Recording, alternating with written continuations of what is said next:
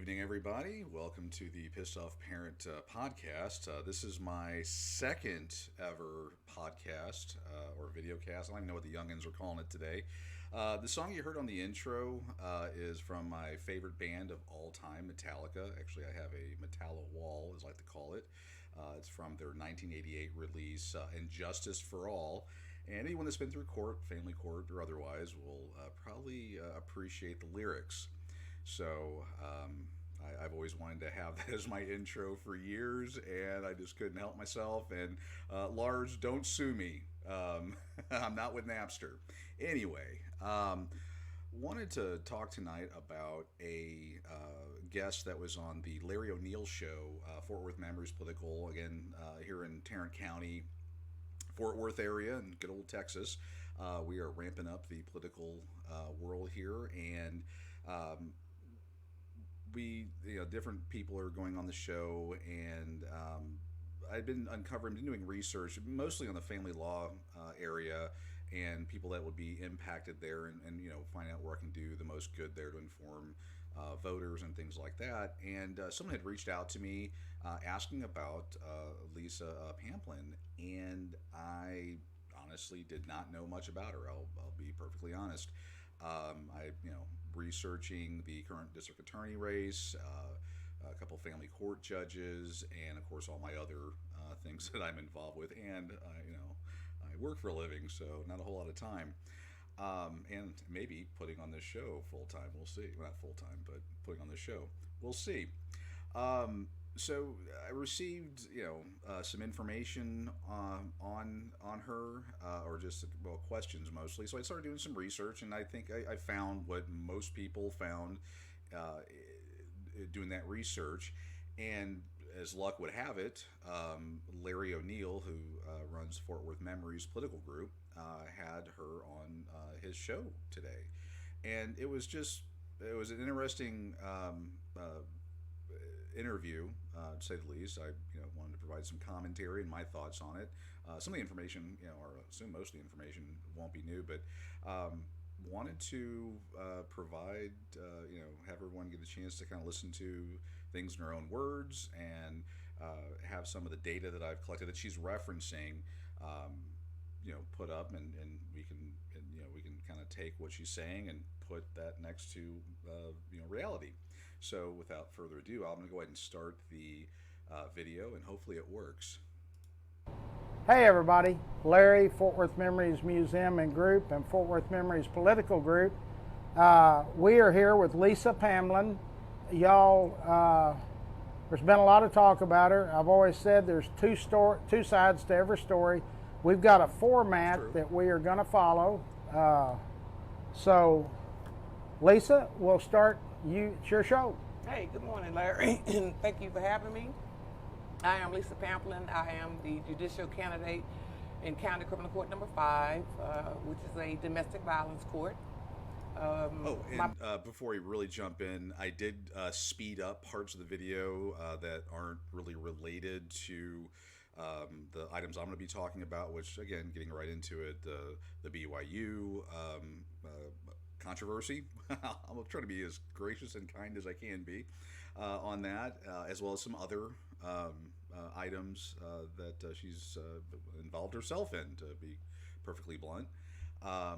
And so they'll be going through that quickly. If there's any question of, oh, he cut something out or did this or do that, the full unedited video is available on Larry's Fort Worth Memories site.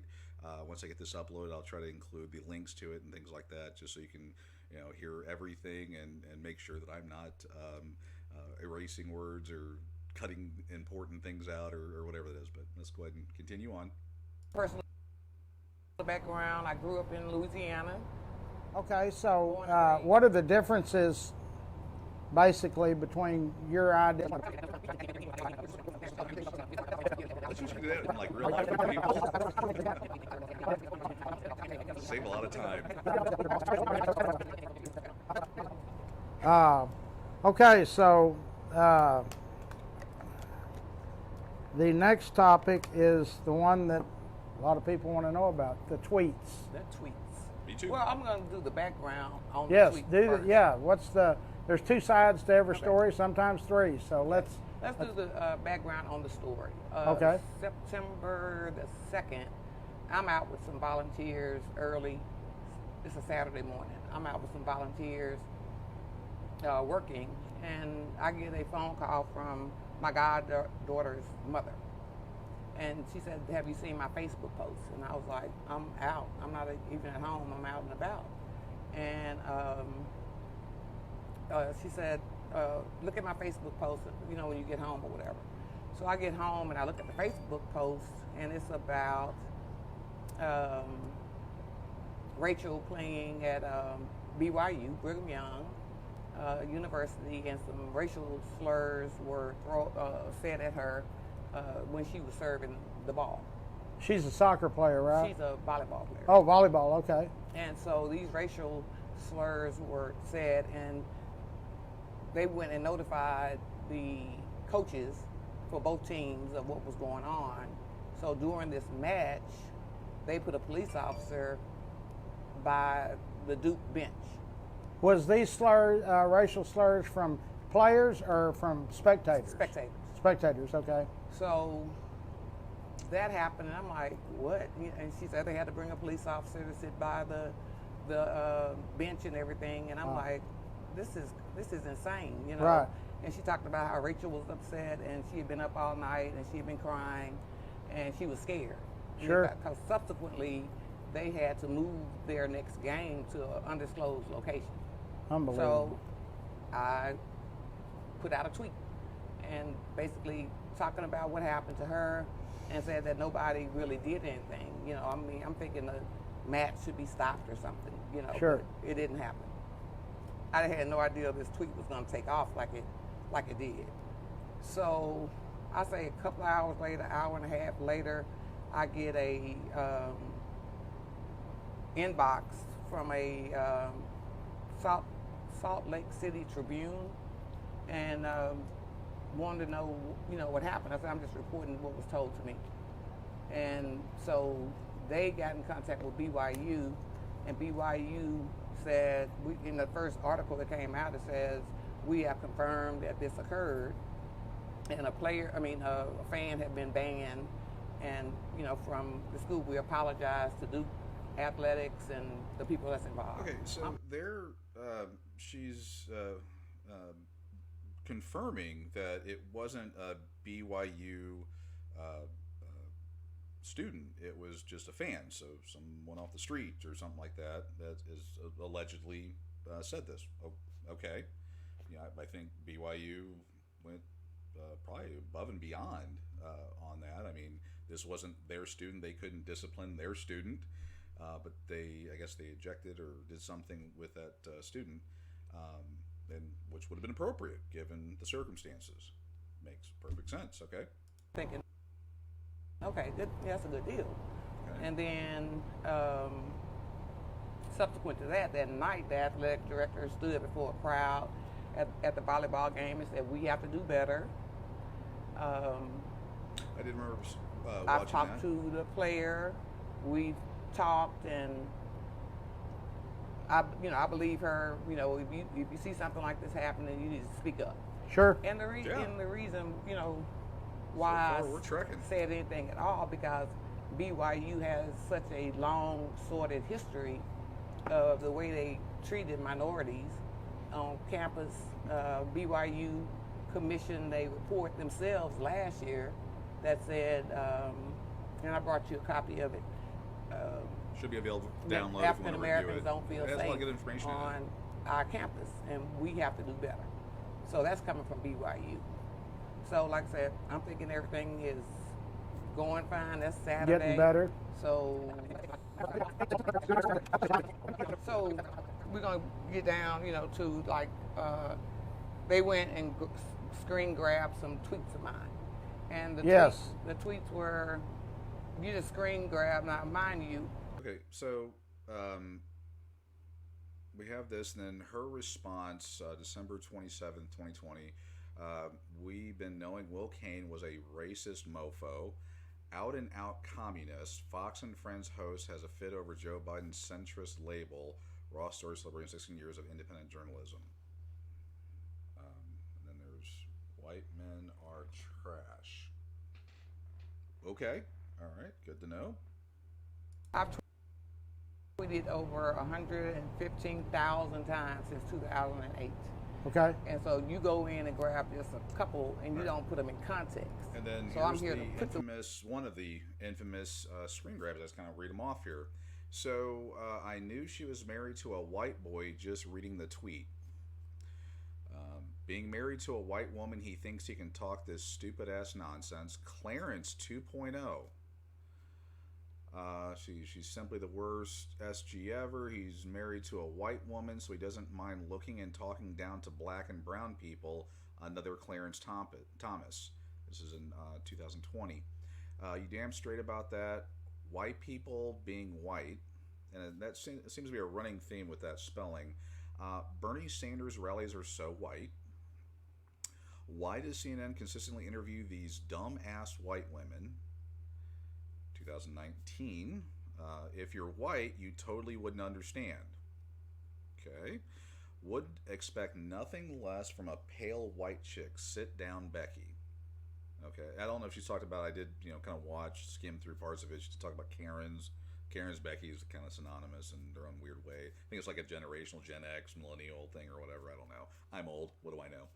Anyway, as POC, I'm glad my family doesn't have this problem. The one white person that married in knows not to say a damn thing. You poor white motherfuckers can't take it. These white folks ain't never had they ass kicked, but I guess that got cut off there. And then white women and men always disappoint. Okay, and this is a person going for a judge position. Okay. Ones that I have in context. Context, okay. So when they grab these screenshots where, I said, cracker or... Yeah, there's others. And again, you can Google her name. I mean, it's obviously exploded. And you can find the hundreds, thousands. I mean, she since then made her Twitter account private. Probably should have done that at least 3, 4, 5 years ago, but did that. So, I mean, obviously you can't, get any information, but we have here's the couple gems. These white people, again, there's that theme, getting on our last damn nerves. And I don't know where they're at, but they're apparently white people are getting on our last damn nerves. I see white people everywhere.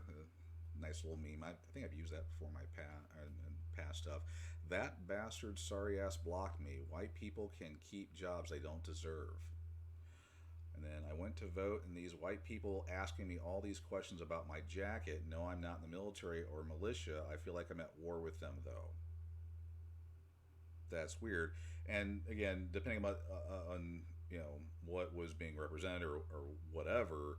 I mean, stolen valor. I mean, I know. I believe I read something that she has people in the military in her family. I mean, this should probably be common knowledge that stolen valor is a big thing, and when you see someone show up in fatigues or military garb or something like that, it puts it's a big deal. I mean, it's a very honorable thing to be in the military.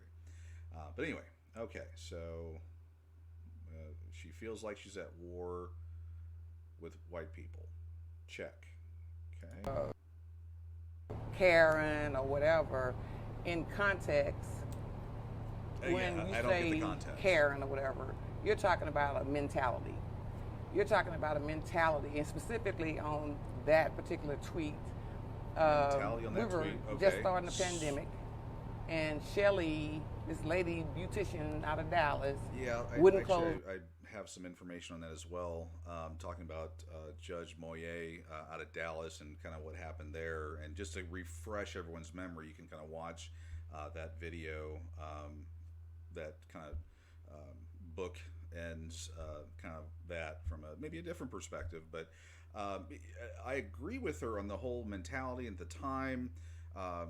She made these posts. She was, upset, not thinking clearly, things like that. But there's years worth of things here that, it's not. This wasn't just over something that happened to her daughter. This is years of these type of comments. If you're white, you totally would understand, and things like that. And then the whole going for a judge position. And again, while we're, what do I care? What about blah blah blah, whatever. I'm actually a voter. I will be voting in this election and determining who I vote for. So these things matter to me because, again, I want my values and morals and things like that represented, and I want the person for judge in this particular situation to follow the law. And of course, we all know bias is there, and actually she agrees with me later on at one point that I skimmed. But it's that whole being able to do, a fair shake, to do the right thing and follow the law and things like that. But let's go ahead and continue on here. Down, Right, I remember that. Yeah, and so she wouldn't close down her shop. It was a voluntary thing. She took it to court, didn't she? She took it to court, but she initially. Actually, I pulled the order. In disclosure here, I actually had all this information from when the incident happened, so it was actually rather easy to get. And I watched it. But this is the order that Judge Moye had signed, and what he was saying, that in addition to there's a publicly expressed contrition for the violation of the order. So this public I'm sorry and things like that, that's over and above. That's not something. I think I'm talking as just a normal human here. That's just that's ridiculous. But let's continue on. Took it to court. She didn't. Judge Moye was like, no, he didn't. He was like, I'm gonna hold you in contempt, and I'm like, he's holding them accountable because it's this privileged mentality where you think you don't have to follow the rules. Right. I have to disagree with you, sir, when you say that I'm selfish, because feeding kids is not selfish. I have hairstylists that are going hungry because they'd rather feed their kids. So, sir, if you think the law is more important than kids getting fed, then please go ahead with your decision, but I'm not going to shut the salon. All right, let's bring in. Pause that. I was going to go into a commentary. I actually remember this part of it. But so you have a single mom, business owner. You can say minority. That's a safe word to use here. But gets called into court, and she's trying. Her employee. They're trying to feed their family, and as far as the actually, I remember doing research on it. The standards that they have to go through for cleanliness for the salon is at some ridiculous level, as in they had to recirculate air X number of times. I mean, the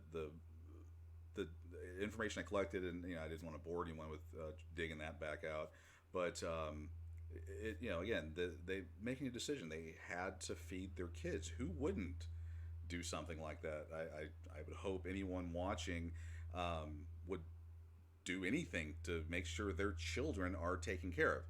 Kind of why I'm here, actually, in total as the pissed off parent, but different story. But all right, let's listen to other judges' opinions on the matter. Judge Andrew Napolitano for his take on this. Go at it. What's the verdict here, Judge? I'm smiling here because you and I have a record of consecutive agreements. Yes. I mean, the behavior of this judge is simply beyond the pale and beyond the ability of this former judge to comprehend or to defend. She was actually incarcerated not for opening up the shop, but for defying his order to close the shop.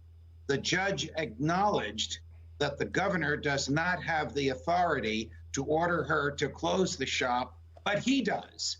And when he, the judge, an elected judge, not a life-appointed judge, told her to open the shop, to close the shop, and she said no, that's what he put her in jail for, defying him, not for defying the governor. So by doing that, he is making policy, and he is violating her constitutional right to engage in interstate commerce by practicing a profession that the state has licensed her to practice, using the most aggressive sanitary means available, which you just kindly described. So rather than alleviating pain, this judge exacerbated the pain of this woman by putting her in jail for doing something that, as of 8 o'clock tomorrow morning, would be perfectly lawful in the state of Texas. I suspect, Judge, that Ms. Luther is going to become the poster child for resistance to unlawful behavior, resistance to the lockdown, a rallying cry, a person who is going to represent, I hesitate to use the word the resistance, but the call to reopen, get on with it. She's the poster child for this now. You know what really got me on this? Not only that the judge was exceeding his authority, but that he said, I'll make you a deal. If you admit you're selfish, I won't put you in jail. That has nothing to do with the judicial function. And for him to extort out of her words that go against her moral views in return for not going to jail is a violation of the canon of judicial ethics, and he has no business running his courtroom that way. This woman is an American hero because unlawful power must be resisted, otherwise it gets worse. My goodness me, Judge. Right. And she has that mentality. Again, this is something that she brought it up and talked about it, and we'll assume that she values Judge Moye and his position on things. He again brought up that case specifically, and of course now we have the benefit of hindsight on a number of different things surrounding all of that, which I won't get into. I'll let you all kind of assume where I stand on it and go from there. And again, if you have an issue with what that judge said about Judge Moye's position and what he did, take it up with him. Again, way above my pay grade. I'm just a dumb guy. So anyway, let's continue on. Okay. And like I said, I didn't come up with the word. I didn't come up with the word I didn't Karen. find some of these. So also about Judge Moye, and I'm sure it'll get talked about here. Judge Moye, we had a situation here in 2009, it looks like, where there was a shoving match between Moye and another judge, which makes kind of, it's just not a, I don't know, judgy thing. Am I judging? I don't know. Too many puns in a short time here, but they were getting into a shoving match. These are people that we're supposed to not look up to. They were the arbiter of the law and passing down judgments and doing the right thing and following the law. And then we have things like that. I look at a temperament for the job situation. No, and then we have this little gem here where Judge Moye pulled a gun on someone while they were driving. Now again, you can disagree with me, call me a crackpot, whatever you want to do. These are the articles that are out there that anybody can look at. But anyway, but again, and also this is something that she, I guess, looks up to. Weird. Or anything like that. What is that, Karen? When they say Karen, they call somebody a Karen. That's about Karen.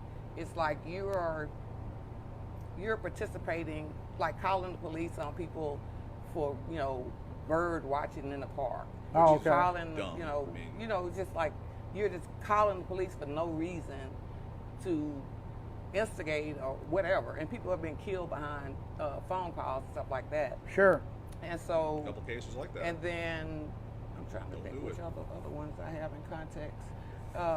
But going back, Context. so at this time the tide is like turning, and I think BYU wanted the tide to turn, and they sat there like 2 weeks later and was like, oh, we did our own investigation, we investigated ourselves, and we found out we didn't do anything. We did, this didn't happen at all. It just didn't. This is what you're talking about when your goddaughter was playing. Yeah. So they went back and said, nope, we said this didn't happen, it's all made up. Now, which school was that, BYU? BYU came back like And said that it didn't even happen. after they had printed a big long deal saying that minority students do not feel safe. They feel isolated and unsafe. And so then they come back and say They come back that and say everything's this- hunky-dory, there's no problem. Right. And they said this didn't happen to my goddaughter. where we have had people texting us and tweeting us saying, I was at the game, we heard the slurs and everything, and they, we interviewed with the police. So, kind of wanted to point on the recording. This wasn't BYU, got Bob off, out of the room and said, "Hey, did this happen?" This is this is what they did. I did find all the different videos actually, and people can go out there and watch it themselves and listen for it and things like that. But it shows that they reviewed all the video and audio recordings. Now again, everyone's got a cell phone. If it would have happened, somebody would have recorded it. It would. We wouldn't be here today. And again, if it was recorded and it had, we don't live in the Me Too world anymore, or the believe all people, believe all women, whatever. But you need to have evidence. It's just where we're at. But BYU pulled they diligently pulled all the security footage. They watched it. It's available. You as a normal person can go out there and watch these videos and listen for yourself if it happened. They also reached out to the 50 individuals that were there and did all the different things, and nada, zero, nothing. But now we're afraid to come forward. I mean, can you blame them? No. Yeah, I see what you mean. Yeah, so if I'm getting this, people there in Utah, Provo, they wouldn't want their lives disrupted like my life has been disrupted. So when did the bulk of somebody sent me, 4 or 5 pages full of these things. They've gone back to 2012. 2012, okay. Yeah. And so what happens, you get involved, getting involved. They were able to screen grab this type of behavior from you from 2012. So we have electronically here on Twitter or whatever other, we have, and I've seen some of them, but we have a decade's worth of comments from you like this. Just so we're clear. Into a discussion on there like we do on Facebook, and then the rhetoric starts, and then the rhetoric starts, like, for instance, so there's going to be a lot of people watch this video, and so what would you want to tell all the people, the whites, the Hispanics, the African Americans, all races? What is Lesa really about on these tweets? Like I said, another one, when I tweeted something, creepy ass cracker, right? So this was during the George Zimmerman trial, where a witness was on the stand testifying and testified that she got off the phone. Actually, this is in the judicial. I'm trying to remember the word here. A lot of big words. In the judicial code of judicial conduct, Texas Code of Judicial Conduct. There's the big words I was looking for. That was actually, I was made aware of it through some of my other dealings. Actually, another person is going for I believe a judge position, and they couldn't comment on personal things and all that because it violates this section actually. Because I would ask them questions as you're supposed to, but about different moral character and things like that. Trying to get a read on where they're at outside of I just follow the law. As we all know, that's not the way that works. And I was continually told about this section that they're not allowed to talk about their personal feelings and positions on topics of the day and things like that, citing this. So somebody's wrong. Either you can do what Miss Pamplin did, or you can, or you're not, or she's wrong and she's right. I don't know, but this is what I've been referred to a few times on why they couldn't answer a question relating to the kind of temperament of the position, but different story. With Trayvon Martin, who told her that a creepy ass cracker was following me, and I said, creepy ass crackers are scary, but you have to put it in context. It wasn't me. Right. It was the witness that Something testified. just kind of hit me. So you're able to say creepy ass cracker. I'm not allowed, as a Caucasian, to quote popular rap music of the day. You can't have it both ways. And I mean, personally, I don't care, but you can't have it both ways. Really, at the very least, I'm trying to get you to live in the world that you've created. So you should have, you were saying that racial slurs, yada yada yada, to your goddaughter, but yet you're doing that, and again, it's not 100% equivocation there, but you're doing the same thing. So that doesn't make sense. I mean, again, you probably would flip out if I started quoting NWA or something like that, which, by the way, they're a great band, or not band, but group. But again, I keep going with hypocrisy. That's like the only word I can come up with on that topic, and I'm hoping other people feel the same way. But anyway, continue on here. Out of the George Zimmerman trial, Right. and like I said, somebody. I remember that trial. Right, and so that was in Also wanted response to talk about Ken one, and actually I need to probably include this. So again, this is the job that she's applying for, and I know I've taken some fire, and there's been some back and forth on different things. I want transparency in all these jobs. I want transparency. I want to get the best person elected, as I'm sure other people do as well. This is a very important thing because we're shaping, the country. Well, she brought up Moye and what happened there. I firmly believe that, Shelley should have been able to do what she did, and should not have been put in jail for any length of time. You had a judge on there that was, as the other judge pointed out, at a higher court, I might add, that he was making policy, that he was doing things that weren't very becoming of a judge. But back to this, upholding the integrity and independence of the judiciary. An independent and honorable judiciary is indispensable to justice in our society. A judge should participate in establishing, maintaining, and enforcing high standards of conduct and should personally observe those standards so that the integrity and independence of the judiciary is preserved. Provisions of this code are to be construed and applied to further that objective. And again, I mean, these are judges. These aren't normal people. In ways, and I don't want to get into the equivocating out this, but it's like your pastor, for the church-going folk here. If your pastor's doing all kinds of stuff and he's preaching on Sunday, don't do it or whatever, it's hypocrisy. All right, off the rant and moving on. Like I said, everything that is like, one thing you're not gonna do is paint me as a racist, because I'm not. I've served this community since 1986. I'm not a racist. I know that's this gives BYU it gives people an excuse to try to jump on me. Anybody that knows me, and like I said, all the white people that follow me on Twitter,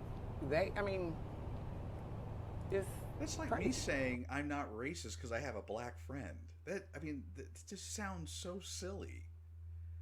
And it's absurd. It's hurtful. But anybody that knows me in and around Tarrant County, I support this community. I do programs in this community, and you're not gonna paint me as a racist. I know that's what you want to do, but my whole deal is some of the callers that I've had, when they get to stop yelling and screaming at me, I said, can we just have a discussion about race relations in this country? Sure. And I said, race relations are strained right now and everything. And I said, I talked to the lady last week 2 hours and 37 minutes. And by the time we got done talking, she was like, you know what, you don't seem so bad. Because I'm not. But that's how certain people want to paint me. Sure, you're running for a position on the bench, and so my next question was going to be, do you think voters will paint you as a racist? But let's ask another question. what is your opinion on race relations in Tarrant County? I mean, you're is gonna it have a segment, and I think it's a small segment of people that are never gonna want to move forward. You know, is what I'm saying. You know, you still got people out here, you know, thinking the election was rigged. Sure. You got people out here thinking that, you know, JFK. Actually, isn't Deborah Peoples either currently being indicted or has been indicted on the voter fraud situation?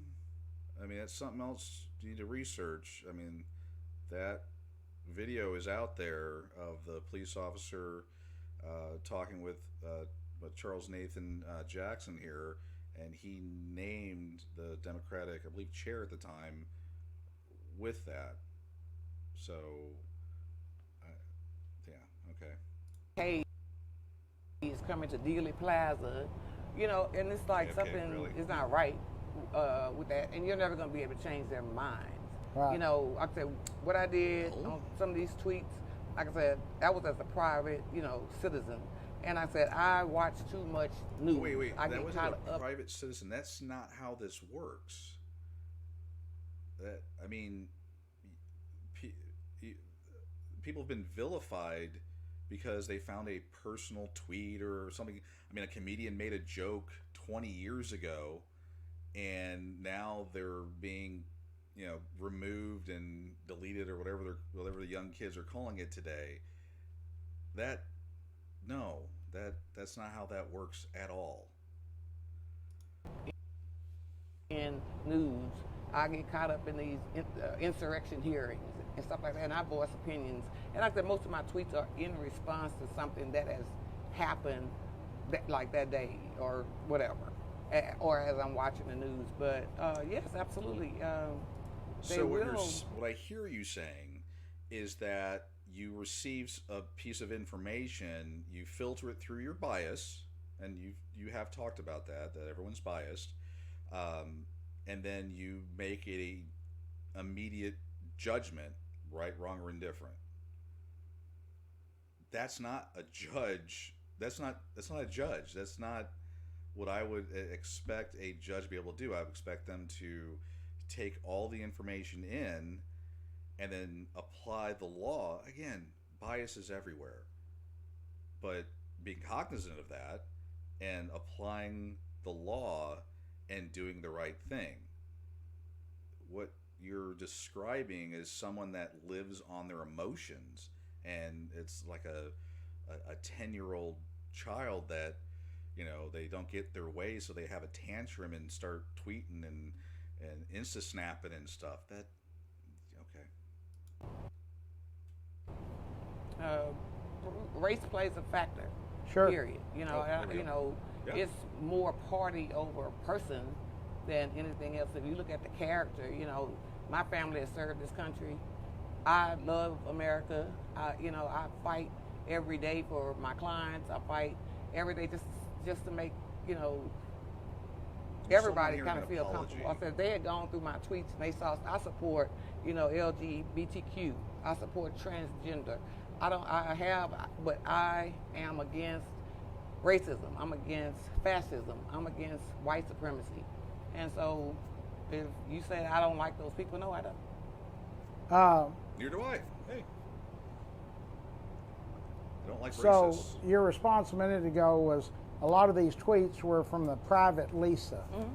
Do you think that a person who's running for a judge should be able to disseminate between the two? Yeah.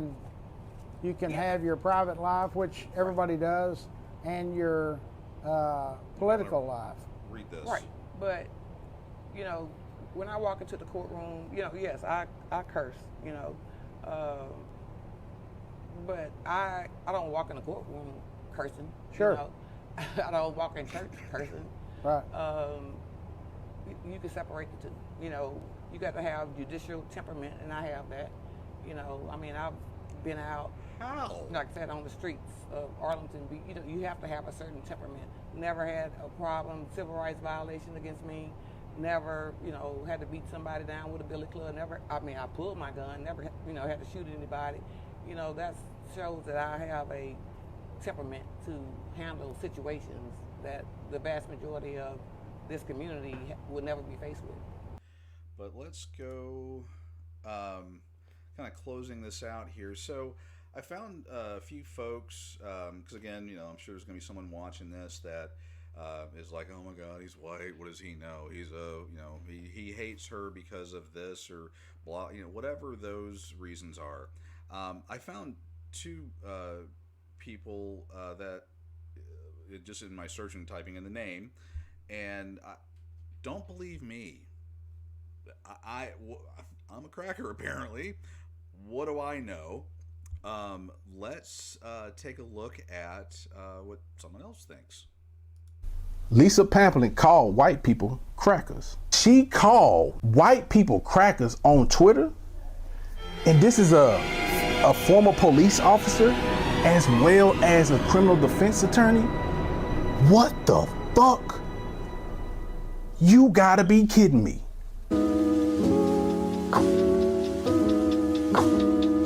We finna get Lesa Pamplin up out of here. If y'all watch this video, let's make this video go viral. We need to get Lesa Pamplin out that seat. She's trying to be an elected circuit county judge in courtroom 5 in Tarrant County. No, we need them to see this video. We need them to know that she's a documented racist. We need them to know that she's a black supremacist. We need them to know that she's a extreme radical feminist who support women that lie on other people for their expense because she want to protect her goddaughter's feelings and her emotions. When her goddaughter is wrong for lying on a gentleman and lying on an individual about calling her a nigga, none of those things happened when they did an internal investigation and when they watched the video and heard audio that they didn't hear anybody saying any racial slurs towards her. We need to get Lesa Pamplin out of there because Lesa Pamplin is a known documented racist, and I'm gonna show y'all how she's a known documented racist. Matter of fact, let's go ahead and read it together. We need to make sure that she's not elected as a circuit county judge. This woman is an ex-former police officer and a former trial attorney, as well as an assistant district attorney. Was a criminal defense lawyer and who worked on cases like drug offenses, sexual offenses, assault and battery. This the cases that she worked on as a criminal defense attorney. But we see here that she's a known documented racist, and we don't need her the circuit county judge in courtroom 5 in Tarrant County. We don't need that here, and I'm in Dallas County right now, but I'm telling y'all, let's be loud about this. Let's make this video go viral. Let's not let them see that she is worthy to be in that seat, because we see now that she will side with race and not side with substantial evidence and truth. So let me show y'all that she's a known, documented racist. This is what Lesa Pamplin said on Twitter, y'all, about white people. This is what she said about white people. And you can go, the gentleman here, Mr. Character, is on YouTube, has his own channel. If you want to search for Lesa Pamplin call white people crackers, and now running as a judge, make this video go viral.